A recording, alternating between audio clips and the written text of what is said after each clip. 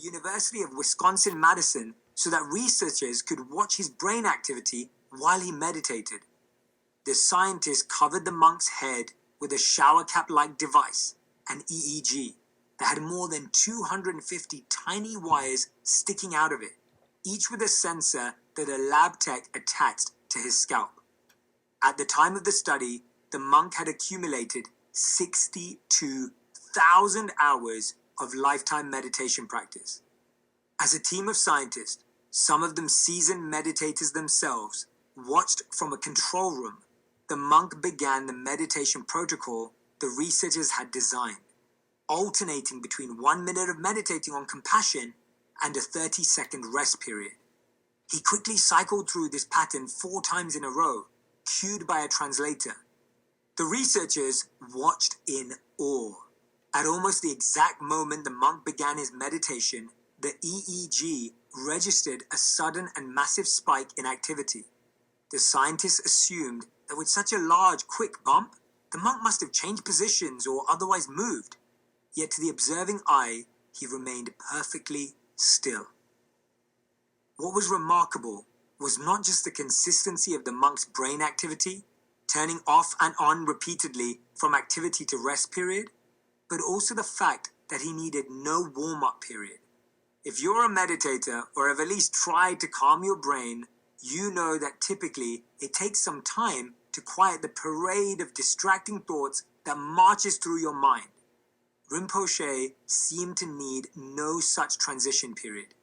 Indeed, he seemed to be able to come in and out of a powerful meditative state as easily as flipping a switch.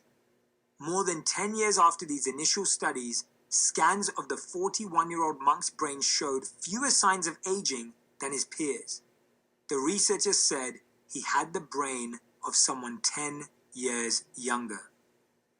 Researchers who scanned Buddhist monk Matthew Ricard's brain subsequently labeled him the world's happiest man after they found the highest level of gamma waves, those associated with attention, memory, learning, and happiness, ever recorded by science. One monk who's off the charts may seem like an anomaly, but Ricard isn't alone. 21 other monks who had their brains scanned during a variety of meditation practices also showed gamma wave levels that spiked higher and lasted longer, even during sleep, than non-meditators.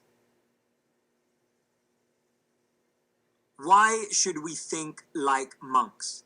If you wanted to know how to dominate the basketball court, you might turn to Michael Jordan. If you wanted to innovate, you might investigate Elon Musk. You might study Beyoncé to learn how to perform.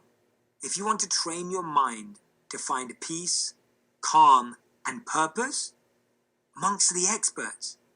Brother David Steindl-Rast, a Benedictine monk who co-founded gratefulness.org, writes, "A layperson who is consciously aiming to be continuously alive in the now is a monk. Monks can withstand temptations, refrain from criticizing, deal with pain and anxiety, quiet the ego, and build lives that brim with purpose and meaning. Why shouldn't we learn from the calmest, happiest, most purposeful people on earth?" Maybe you're thinking it's easy for monks to be calm, serene, and relaxed. They're hidden away in tranquil settings where they don't have to deal with jobs and romantic partners and, well, rush hour traffic. Maybe you're wondering, how could thinking like a monk help me here in the modern world? First of all, monks weren't born monks. They're people from all sorts of backgrounds who've chosen to transform themselves. Matthew Ricard, the world's happiest man, was a biologist in his former life.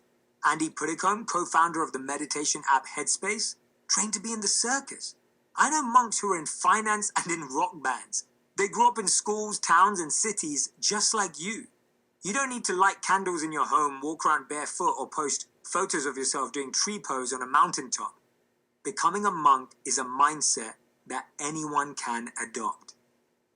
Like most monks today, I didn't grow up in an ashram. I spent most of my childhood doing un-monk-like things. Until the age of 14, I was an obedient kid. I grew up in North London with my parents and my younger sister. I'm from a middle-class